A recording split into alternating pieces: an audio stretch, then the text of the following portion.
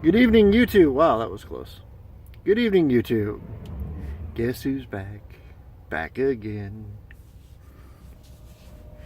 If you know me, you know I can't control myself when I do that stuff like that. But here I am, Southern Illinois, somewhere south of Effingham. Haven't crossed into Kentucky yet. And I'm back on the road. Yay. It's been a while.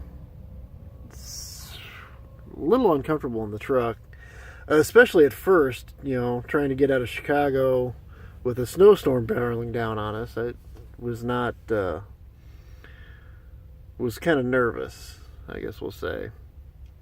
But I got out of there as it started snowing, picked up my load and started heading south. I'm going to Tennessee. And yeah, it's a 2017 Freightliner Cascadia Evolution, which is a lot like the truck I did have, which was the 2016. It seems a little bigger.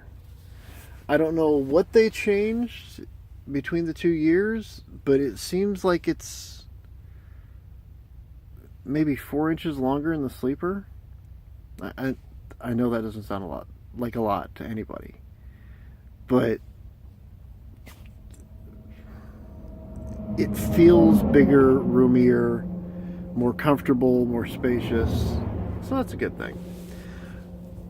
Now, on the downside, I have not yet figured out how to keep the truck running, even after the inter-trip idle kicks in. I thought I had it figured out, but the way I kept the 16 running isn't working.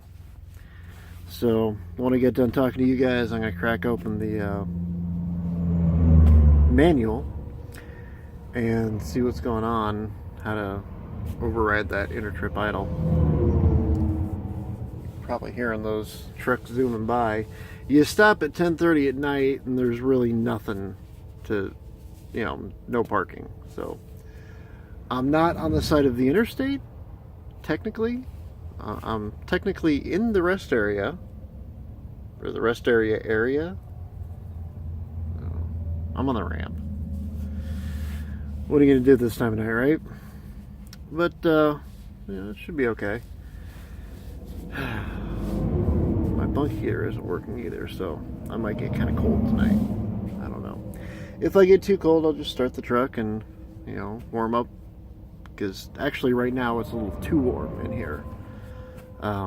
I was fiddling with the heat all day long, trying to keep the heat low enough that I wasn't stifling and yet still warm enough that I wasn't cold.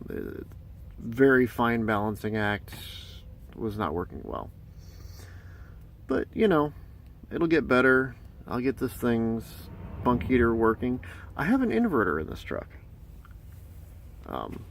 which Swift claims that they'll put inverters in everybody's truck when they've got the inverters and the time, manpower in the shop and so forth and so on. My 16 didn't have an inverter. This thing has got an inverter. And I've got 4 outlets. I've got 2 in the cabinets on one side and another 2 in the cabinets on the other side. And one of these cabinets is just, you can't see. Let's see if I can turn this light on. Maybe you can see. This cabinet is huge. It might be big enough for a little refrigerator.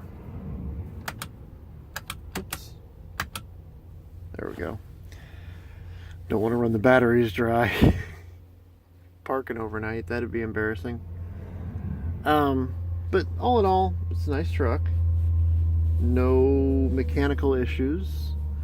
I've got, I'm not sure my pre-pass works, or late pass, or whatever you want to call it. Easy pass, there we go.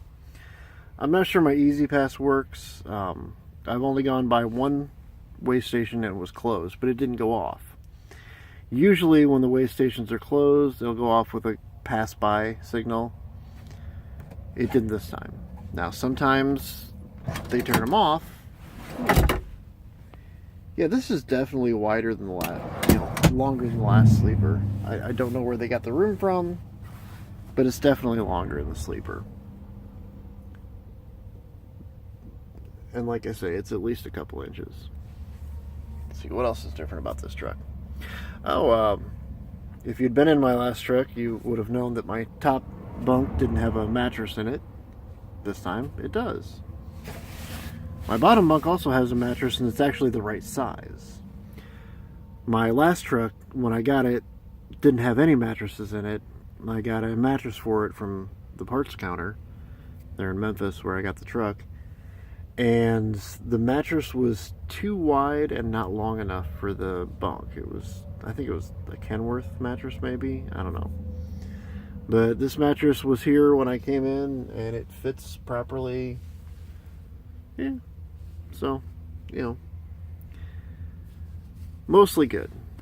I get the bunk heater fixed. I get it so I can keep the truck running when I need to. We're doing good. Whether or not I'll be able to get right back to sleeping in, with the sound of traffic right next to my head, that's another question. I don't know. Hope so. What else? Pretty light load, only 24,000 pounds. Didn't have to scale or anything. My first run out, which is good. I was a little leery about the turns. I go from driving a little. What was the last thing I drove?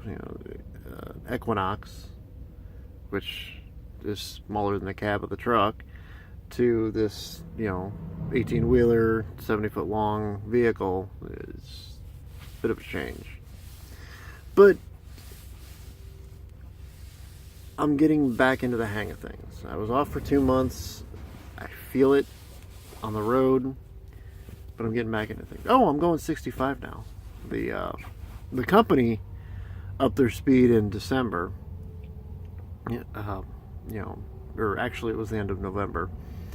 Everybody from that point forward, when they came in for their B service, preventative maintenance, oil change, stuff like that, they cranked the speed from 62 to 65. Although it won't do 65 on the pedal. It'll do 65 on cruise. But sometimes it'll only do 63 on the pedal. It's weird. I don't know. Brand new truck, I'm still figuring it out. But yeah, I'm back.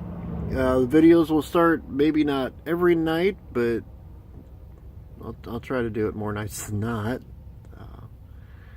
For those few of you who like it, and more than one person said, when are you going to start doing videos again? So guess who's back? All right, guys. I love you. Stay safe. I'll talk to you tomorrow.